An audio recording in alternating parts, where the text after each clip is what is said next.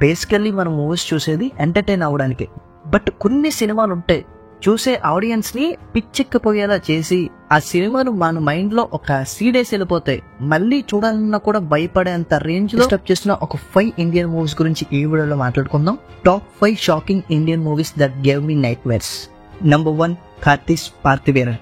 ఈ సినిమాని తెలుగులో మల్లిగాడిగా డబ్ చేసి వదిలిపెట్టారు. నాకు బాగా గుర్తు, ఈ సినిమాని అసలు కంప్లీట్ చేయలేకపోయాను. అంత డిస్టర్బ్ ఫీల్ ఇచ్చింది ఆ టైంలోనే ఈ సినిమాలో ప్రొసీడింగ్స్ కానీ ఆ వాతావరణం కానీ టూ షాకింగ్ అండ్ డిస్టర్బింగ్ గా ఉంటది.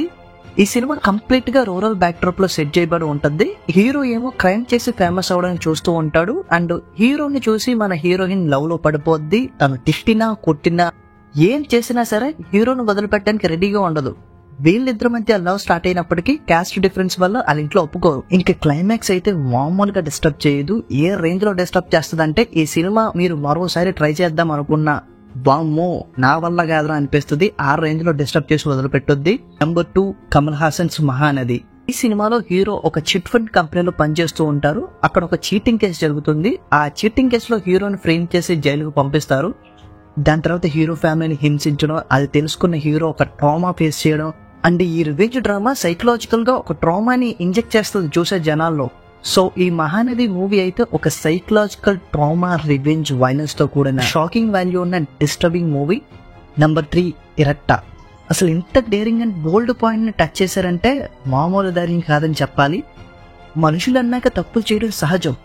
పోతే కొన్ని తప్పులు కావాలనే చేస్తాం, ఎందుకంటే ఆ తప్పు మనల్ని ఎఫెక్ట్ చేయదు కదా అని. మనం చేసిన తప్పుకి మనమే ఎఫెక్ట్ అయితే డీప్ సైకలాజికల్ గా, మెంటల్ గా, ఫిజికల్ గా ఎవ్రీ ఆస్పెక్ట్ లో కూడా మనల్ని బయటికి రాకుండా ఒక పెయిన్ ని క్రియేట్ చేసి పెయిన్ ని కూడా ఎవరితోని షేర్ చేసుకోలేని రేంజ్ లో ఎఫెక్ట్ చేస్తే ఎలా ఉంటది అన్నది ఈ సినిమా. ఇద్దరు ట్విన్స్, వీళ్ళలో ఒకడు తాగుతూ తిరుగుతూ ఉంటాడు, ఇంకొకడు కూతురికి దూరంగా ఉంటాడు. పోతే ఆ కూతురిని ఇప్పటిదాకా చూడలేదు, చూడడానికి టైం వచ్చింది. పోతే ఆలోప ఒక అఘాయిత్యం, ఆ అఘాయిత్యం చేసిన మరెవరు కాదు తన బ్రదరే. ఇప్పుడు తన కూతురికి తన ఫేస్ ఎలా చూపించగలడు. అలాగే ఇంకొకడు తన కూతురు లాంటి అమ్మాయితో ఇలాంటి పని చేసినప్పుడు ఆ పెయిన్ ఆయన తీసుకోగలడు. వీటన్నిటిని చూసిన తర్వాత చాలా డిస్టర్బింగ్ గా అనిపిస్తుంది అండ్ ఈ సినిమాని ఇంకోసారి చూడాలన్నా కూడా భయపడేటట్టు ఉంటాయి. నెంబర్ 4, కట్టాడు తమిళ్. పోతే ఈ సినిమాను ఒకసారి ట్రై చేసిన వాళ్ళని మళ్ళీ చూడగలరా అని అడిగితే డెఫినెట్ గా నో అని చెప్తారు. ఆ రేంజ్ లో డిస్టర్బ్ చేస్తుంది మూవీ.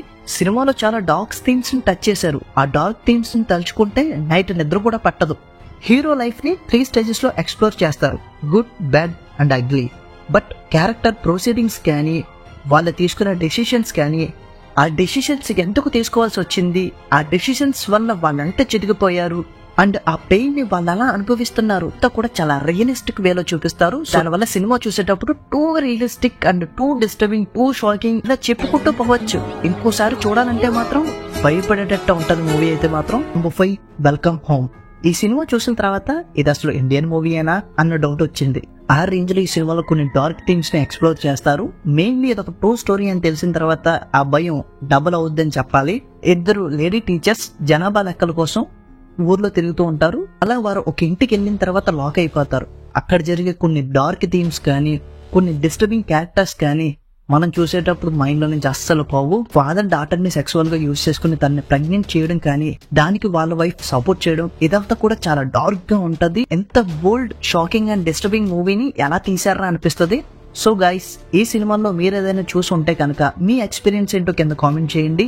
అలాగే మీకేమైనా సపరేట్ లిస్ట్ ఉంటే కింద కామెంట్ చేయండి. అలాగే వీడియోని అయితే లైక్ చేసుకోండి, ఫ్రెండ్స్ అండ్ ఫ్యామిలీతో షేర్ చేసుకోండి. ఫస్ట్ ఆఫ్ ఆల్ మా ఛానల్ మర్చిపోకుండా ఆ సబ్స్క్రైబ్ బటన్ ఏదో నొక్కండి గురువు గారు. నొక్కేచ్చు కదా, సపోర్ట్ ఇచ్చేచ్చు కదండి. Thank you.